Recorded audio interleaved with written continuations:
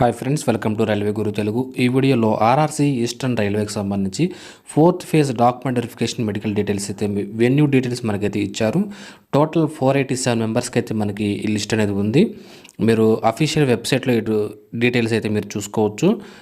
Download చేసి మీ details అయితే check చేసుకోండి. అఫీషియల్ వెబ్సైట్ అయితే ఇక్కడ ఇచ్చారు, ఆర్ఆర్సీ ఈస్టర్న్ రైల్వే.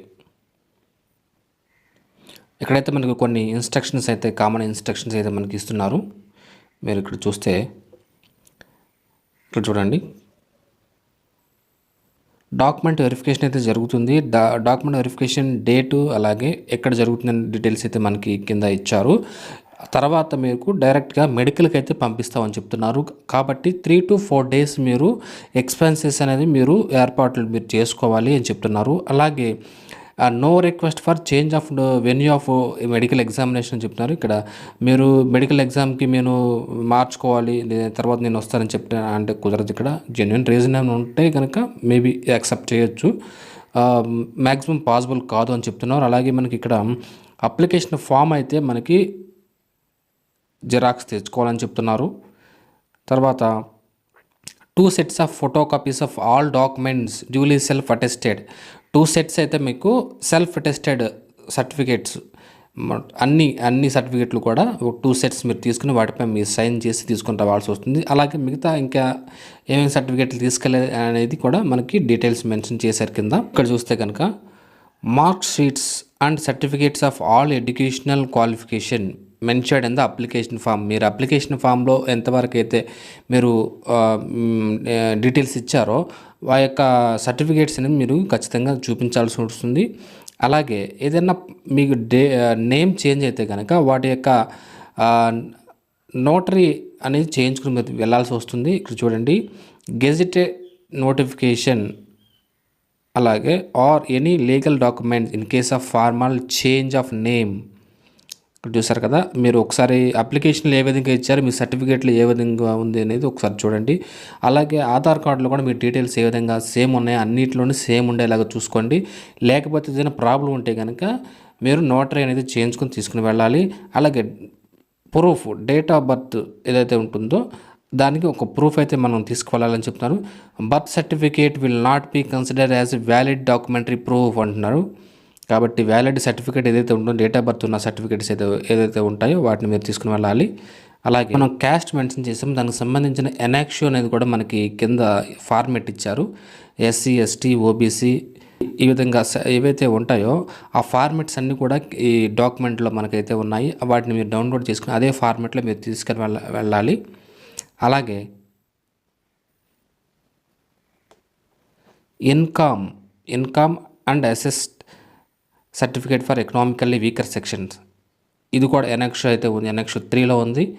ఆ తర్వాత ఎవరైతే జాబ్ చేస్తారో ఎన్ఓసి కాపీని మీరు తీసుకుని వెళ్ళాలి. ఆ తర్వాత self declaration and discharge certificate NOC in case of ex service man, వాళ్ళు కూడా ఎన్ఓసి సబ్మిట్ చేయాలి. తర్వాత పీడబ్ల్యూకి సంబంధించి అది కూడా ఎనెక్స్ మనకి కింద ఇచ్చారు, సర్టిఫికేట్ మీరు ప్రొడ్యూస్ చేయాలి. అలాగే photo identity card, photo copy of both sides of Aadhaar card with original. మీరు అప్లికేషన్ అప్పుడు ఏదైతే ఫోటో డౌన్లోడ్ ఏదైతే అప్లోడ్ చేస్తారో ఆ ఫోటో మీరు తీసుకుని వెళ్ళాలి. అలాగే రీసెంట్గా ఫొటోస్ ఏవైతే ఉన్నాయో ఒక 6 కాపీస్ మీరు తీసుకుని వెళ్ళాలి. ఇక్కడ చూడండి, ఆధార్ కార్డు 2 వైపులు కూడా మీరు జిరాక్స్ అనేది తీసుకుని వెళ్ళాలి. తర్వాత receipt of payment of if made through challan of at SBI branch, ఇది ఒకసారి చూడండి పాయింట్. తర్వాత income certificate for waiving examination fee economically backward classes ఎనెక్సో, ఇది కూడా ఎనెక్సో అయితే ఇచ్చారు. ఈ ఫార్మెట్లు మీరు తీసుకుని వెళ్ళాలి. అలాగే మైనారిటీకి సంబంధించి కూడా ఫార్మెట్ ఇచ్చారు. సెల్ఫ్ సర్టిఫికేషన్ బై ద ట్రాన్స్జెండర్కి సంబంధించి ఇచ్చారు. Jammu Kashmir certificate wherever applicable, ఇది అవసరం లేదు. మన ఆఫ్ డైవర్స్ సంబంధించి ఇది ఒకసారి చూడండి, డైవర్స్ అయినట్లుగా మీకు తీసుకుని వెళ్ళాలి స్పౌస్ ఎవరైతే ఉంటారో. ఆ తర్వాత వీడియోకి సంబంధించి ఇచ్చారు. తర్వాత క్యాండిడేట్ పోర్షన్ ఆఫ్ ఈ admit card of CBT or PET as applicable. Candidates are also required to carry 10 copies photo copies. ఇప్పుడు మీరు ఏదైతే అప్లోడ్ చేశారో అప్లోడ్ చేశారు, ఆన్లైన్ అప్లికేషన్ అప్పుడు మీరు అప్లోడ్ చేసి ఉంటారు కదా, ఆ ఫొటోస్ మీరు తీసుకుని వెళ్ళాలి. అలాగే 6 copies of recent latest photographs అని చెప్తున్నారు, అది కూడా మీరు తీసుకుని వెళ్ళాలి. అలాగే ఒక ఇంపార్టెంట్ పాయింట్ ఏంటంటే ఇక్కడ మీ సిగ్నేచర్ ఏదైతే అప్లోడ్ చేశారో అప్లికేషన్ అప్పుడు అదే ఫార్మెట్లో మీరు సిగ్నేచర్ అన్ని చోట్ల చేయాల్సి వస్తుంది. ఇది ఒక్కసారి గుర్తుపెట్టుకోండి. మిగతా ఇన్స్ట్రక్షన్స్ అన్నీ మీరు ఒకసారి చూడండి, ఇందులో కంప్లీట్ డీటెయిల్స్ అయితే మీకు ఇచ్చారు. తర్వాత కట్ ఆఫ్ అనేది ఫార్మెట్స్ ఇక్కడ చూడండి, ఈ ఫార్మెట్స్ ఇదే ఫార్మెట్లో మీరు తీసుకుని వెళ్ళాలి. ఇదే ఫార్మెట్ మీరు డౌన్లోడ్ చేసుకోండి. మీకు ఆన్లైన్లో ఇవ్వకపోతే కనుక మాన్యువల్గా అయితే మీరు తీసుకుని వెళ్ళాలి. ఎంఆర్ఓ ఎవరైతే ఉంటారో మీకు సైన్ పెడతారు, తీసుకోండి. ఈ ఫార్మెట్లో మీరైతే తీసుకోండి.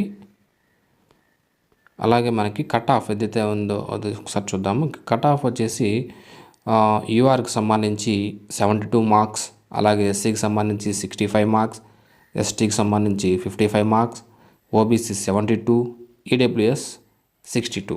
ఈ విధంగా అయితే కట్ ఆఫ్స్ ఇచ్చారు. దీనికి సంబంధించిన క్యాండిడేట్స్ ఎవరైతే ఉన్నారో వాళ్ళ డీటెయిల్స్ కూడా మనకి కింద నేము, అలాగే మీ రోల్ నెంబర్సు, తర్వాత date of document verification details కూడా మనకు 23 నుండి 27 వరకు అయితే మనకి షెడ్యూల్ అయితే ఉంది. September 2024 timing 9 o'clock.